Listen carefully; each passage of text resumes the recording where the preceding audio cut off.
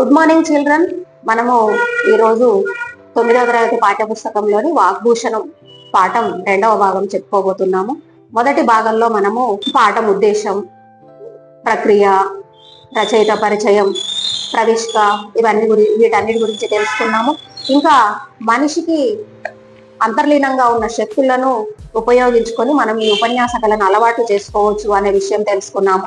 మనిషిని పశువును వేరు చేసేది మాట అని తెలుసుకున్నాం. మనము ఈరోజు తర్వాత మిగిలిన పాఠాన్ని గురించి తెలుసుకుందాం. ఈ కళను అలవర్చుకోవడం ఎలా అనేది మీకు తెలియజేయడానికి ప్రయత్నిస్తాను. ఈ కళను నేర్చుకోవడానికి ఎంతవరకు చదువుకోవాలి అనే ప్రశ్న రావచ్చు. దానికి ఒక సరి అయిన సమాధానం ఇది అని చెప్పలేము. ఒక్కొక్కసారి చాలా చదువుకున్న వాళ్ళు కూడా మాట్లాడలేని పరిస్థితి ఉంటది. కొందరికి అక్షర జ్ఞానం లేకున్నా ఎదుటి వ్యక్తిని కట్టి పడేసేలాగా మాట్లాడడం, ఆకట్టుకునేలాగా మాట్లాడడం మనము చూస్తూ ఉంటాము. ఏమీ చదువుకొని గ్రామీణులు కూడా ఒక్కొక్కసారి చాలా చక్కగా మాట్లాడుతూ మనకు కనిపిస్తారు. శ్రోతలను, వినే వాళ్ళని ఆకట్టుకునేలాగా మాట్లాడతారు. వాళ్ళ మాటలను ఎంతో శ్రద్ధతో, ఉత్సాహంతో వింటున్న శ్రోతలను చూస్తుంటే మనకే ఆశ్చర్యం అనిపిస్తుంది. ఇతను ఏమీ చదువుకోలేదు, ఇతను మాట్లాడుతుంటే వినే వాళ్ళందరూ అంత చక్కగా వింటున్నారు అని మనం ఆశ్చర్యంగా చూడవలసి వస్తుంది. ఇది మాట్లాడే కళ ప్రయోజనాత్మకమైనది. ఎన్నో ప్రయోజనాలు ఉన్నాయి. అయితే మొట్టమొదట వినే వాళ్లకు మనం చెప్పే విషయం మీద నమ్మకం కలగాలి. విద్యార్థులు అన్ని కళల కంటే కూడా ఈ ఉపన్యాస కళ అంటే కొంచెం వెనుకంజ వేస్తారు. అది కొంచెం ఆశ్చర్యాన్ని కలిగిస్తుంది. చదువుతో నిమిత్తం లేకుండా వక్తృత్వ కళ అంటే మాట్లాడే ఈ ఉపన్యాస కళ మనకు అలవడుతుంది అనేది నిజమే. కానీ చదువుకుంటే ఇంకా కొంచెం బాగుంటది. చదువుకున్న వాళ్ళు ఇంకా ఎక్కువ విషయ పరిజ్ఞానంతో మాట్లాడగలుగుతారు. చదువు లేని వాళ్ళు మాట్లాడేది కొన్నాళ్ళ వరకు వింటారు కొందరు, కానీ అది ఎక్కువ కాలము మనం అనుకున్న ప్రయోజనాలను తీసుకురాలేదు. మంచి వక్త కావడానికి విద్యా విజ్ఞానాల అవసరం లేకపోయినా కొంత విద్య ఉంటే, చదువుకుని ఉంటే బాగుంటుంది. చదువుకుని ఉంటే తను చెప్పే విషయాన్ని తర్కించి మాట్లాడగలడు. చదువు ఎంత వస్తే అంత యోగ్యత ఉంటుంది. చెప్పిన మాటల్లో విశ్వసనీయత ఉంటుంది, గాంభీర్యత ఉంటుంది. ఇంకా మనం చెప్పే విషయాలు కళలు, సాహిత్యం, ఇతిహాసం, చరిత్ర మొదలైన వాటిని గురించి మాట్లాడేటప్పుడు మనకు విషయ పరిజ్ఞానం కూడా చదువుకున్న వాళ్ళకైతే ఇంకా ఎక్కువ ఉంటుంది. మనం చదువుకున్న చదువుతో కొద్దిపాటి అనుభవంతో ఈ కళను నేర్చుకోవచ్చు. ఎప్పుడో ఒకసారి పనికి వచ్చే సామర్థ్యం వేరు, మాట్లాడవలసి వచ్చినప్పుడు పనికి వచ్చే సామర్థ్యం వేరు.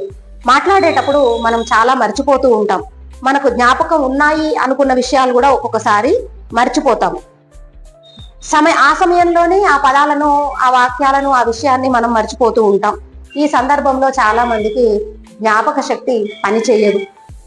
ఇంకా మనం మాట్లాడుతుంటే మన ఎదురుగా కూర్చుని ఉన్న శ్రోతలలో మనకు తెలిసిన వాళ్ళు ఉండి ఉంటారు. మనం మాట్లాడుతున్న అంశాలలో దోషాలు ఉన్నాయి అని తెలిస్తే వాళ్ళు మౌనం వహిస్తారు. కారణం మాట్లాడే సాహసం చేయలేకపోవడం. అంటే ఆ శ్రోతల్లో ఉన్న వాళ్ళు మనం చెప్పే విషయం తప్పు అని చెప్పే సాహసం వాళ్ళలో లేకపోతే వాళ్ళు మాట్లాడలేరు. ఎక్కువ చదువుకోలేదని మనము ఒక సభలో ఒక మూల నక్కి కూర్చోవద్దు. ఆ విధంగా కూర్చుంటే మనలోని ఆలోచనలు, వ్యక్తిత్వాన్ని చంపుకున్నట్లు అవుతుంది. మీకు మాట్లాడే విధానం తెలుసు, మీకు ఒక ఆలోచన పద్ధతి ఉంది అని మీరు తెలుసుకోండి. మీ ఆలోచనను అందరి ముందు పెట్టే అధికారం మీకుంది అని తెలుసుకోండి. సరళమైన భాషలో మనలో ఉన్న భావాలను ప్రకటించాలి. భయాన్ని, అనుమానాన్ని వదులుకుంటే చక్కని వక్తగా మాట్లాడడం పెద్ద కష్టమేమీ కాదు. శ్రోతల ఎదుట మాట్లాడటం అంత ఈజీ ఏం కాదు. అది నవ్వులాట కాదు, ఇది సాహసం. చాలా మంది సభలలో మాట్లాడకపోవడానికి భయమే కారణం. మనిషి అన్ని వేళల్లో భయపడడు. భయపడే సందర్భాలు కొన్ని ఉంటాయి. భయం మనస్సు ఎప్పుడూ అనుభవించే లక్షణం కాదు. మనకు ఏదైనా విషయం తెలియనప్పుడు భయం ఏర్పడుతుంది. ఆ భయాన్ని వదిలిపెట్టాలి. సంకుచిత మనస్తత్వాన్ని, స్వార్థాన్ని, ఆత్మవంచనను, చెడ్డ స్వభావాన్ని, సుఖాలకు లొంగిపోయే బలహీనతలను దూరం చేసుకోవాలి. సభలో నిలబడి మీ మనసులో ఉన్న భావాలను భయపడకుండా చెప్పాలి. ధారా ప్రవాహంగా అనండి, అంటే కంటిన్యూగా మాట్లాడుతూ ఉండండి. మీరేం మాట్లాడుతున్నారు, ఎలా మాట్లాడుతున్నారు అనే భయాన్ని వదిలిపెట్టండి. అన్నిటికంటే ముందు భయం అనేది వదిలిపెట్టాలి. నిర్భయుడే, భయం లేనప్పుడే కదా మనల్ని జయం వరిస్తుంది. భయాన్ని వదులుకుంటే చాలు, భాషలో స్పష్టత వస్తుంది. భయపడ్డప్పుడే మనము నంగి మాట్లాడతాం. 4-5 సార్లు సభలో మాట్లాడడానికి భయం వదిలిపెట్టి ప్రయత్నించండి. ఆ తర్వాత మాట్లాడే అవకాశం కోసం మనం ఎదురు చూస్తూ ఉంటాం. మీరు ఎదురు చూస్తారు. ప్రజల మనస్సును, వాళ్ళ ఆలోచనలను అర్థం చేసుకొని సహృదయంతో చేసే ఉపన్యాసం వినే వాళ్లకు రసానందాన్ని కలిగిస్తుంది. మంచి వక్తలు సాహిత్య ప్రచారానికి కూడా ఎక్కువగా ఉపయోగపడతారు. ఎవరైతే వింటున్నారో వాళ్ళ హృదయాలలో చక్కని ఆనందాన్ని కలిగిస్తారు.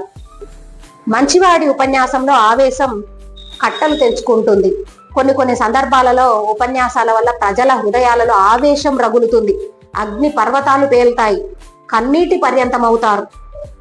కార్యోన్ముఖులవుతారు. ఏదైతే పని ఉద్దేశంతో ఆ ఉపన్యాసకుడు ఉపన్యాసం చెప్తున్నాడో ఆ పని నెరవేరుతుంది. నవరసాలను అనుభవిస్తారు. ఒక వాగ్మి అంటే మాట్లాడేవాడు. ఉపన్యాసం గొప్ప మహత్తర ఐతిహాసిక ఘట్టంగా, ఇతిహాసాలలో నిలిచిపోయే ఘట్టంగా ప్రజల మనసులలో నిలిచిపోతుంది. ధృతరాష్ట్రుని కొలువులో శ్రీకృష్ణుడు చేసిన ఉపన్యాసం, ఇంకా విశ్వమత మహాసభలలో వివేకానందుడు చేసిన ఉపన్యాసం, పెటిన్బర్గులో అబ్రహాం లింకన్ చేసిన ఉపన్యాసం, మన స్వాతంత్ర సమరం జరుగుతున్న సమయంలో బిపిన్ చంద్రపాల్, మౌలానా ఆజాద్, సుభాష్ చంద్రబోస్, జవహర్ లాల్ వంటి నాయకుల ఉపన్యాసాలు ఈ కోవలోనివే. మహా ఉత్సాహంతో మాట్లాడుతున్నప్పుడు, ఉత్తేజకరమైన భావాలను తన ఉపన్యాసంలో ప్రకటిస్తున్నప్పుడు ఆ వక్త కనులలో, కనుబొమ్మలలో, చేతులలో కొన్ని కదలికలు కనిపిస్తూ ఉంటాయి. అంటే ఏదైతే మనం చెప్పబోతున్నామో దానికి కదలికల అవసరం ఉండకపోవచ్చు, కానీ ఖచ్చితంగా ఇలాంటి కదలికలే ఉపయోగించాలని ఏమీ పద్ధతులు ఏమి లేవు. అది మనము భావాలను ప్రకటించేటప్పుడు, ఉపన్యాసం ఇచ్చేటప్పుడు ఆటోమేటిక్ గా జరిగిపోతుంటాయి కొన్ని.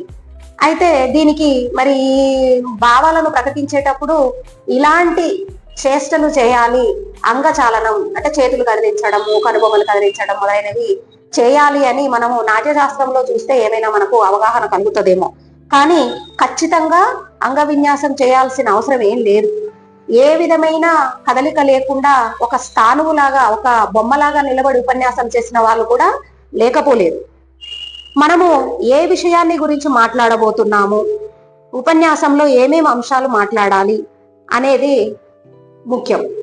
మనము మాట్లాడేటప్పుడు కూడా ఎలాంటి పదాలను ఉపయోగించాలి, ఎలాంటి అలంకారాలను ఉపయోగిస్తే బాగుంటుంది అనేది మనము మొట్టమొదట ఒక ప్రణాళిక తయారు చేసుకోవాలి.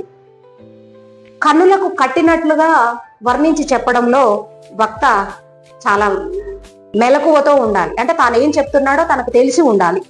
తన మానసిక స్థితిని కంట్రోల్ చేసుకుంటూ శ్రోతల సంస్కారాన్ని దృష్టిలో ఉంచుకొని మాట్లాడాలి. మీరు మాట్లాడడానికి నిలబడ్డప్పుడు మీరు మిమ్మల్ని మర్చిపోవాలి. మీరు ఏదైతే విషయాన్ని మాట్లాడబోతున్నారో అది మాత్రమే మీ మనసులో ఉండాలి.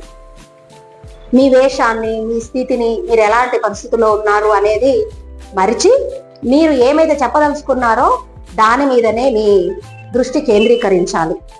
మనం చెప్పే విషయం శ్రోతలను ఆకట్టుకునేలాగా, తన్మయత్వం చెందేలాగా ఉండాలి. అప్పుడు వాళ్ళు వింటారు. వక్తకు పదజాలంతో మంచి పరిచయం ఉండాలి. మాట్లాడేటప్పుడు మనకు అర్థవంతమైన పదాలను ఉపయోగించాలి.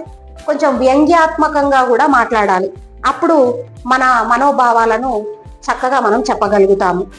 వ్యంగ్యార్థమే ధ్వని అంటారు. అంటే చమత్కారాలు, చురకలు లేకుండా ఒక ప్రసంగం ఉంటే అది కొంచెం చప్పగా ఉంటుంది అంటున్నాడు. వ్యంగ్యార్థం లేని భావ సముదాయం వక్తకు గౌరవం తెచ్చిపెట్టదు. మన మనోభావాలను వ్యక్తం చేసేటప్పుడు ఆ పదజాలం కూడా ఆ ఉపన్యాసాన్ని ఇష్టపూర్వకంగా వినేలాగా చేస్తుంది. చమత్కారం ఉండాలి. కావ్యం లాగా ఉపన్యాసం కూడా చురకలు, చమత్కారాలను ఆశ్రయించి ఉంటుంది. అప్పుడు మనం చెప్పే ఉపన్యాసం ఉత్తమ ఉపన్యాసం అవుతుంది. అందరూ వింటారు కూడా చక్కగా. వక్తకు పర్యాయ పదాలు, నానార్థాలు అంటే పదజాలంతో పరిచయం ఉండాలి. అప్పుడు అతను వాటిని ఎలా అంటే అలా ఉపయోగించగలుగుతాడు. చక్కని అర్థవంతమైన మాటలు అందరినీ ఆకట్టుకుంటాయి. ఏదైనా అంశాన్ని గురించి మాట్లాడేటప్పుడు మొదలు ఆ అంశాన్ని గురించిన సమాచారాన్ని సేకరించుకోవాలి.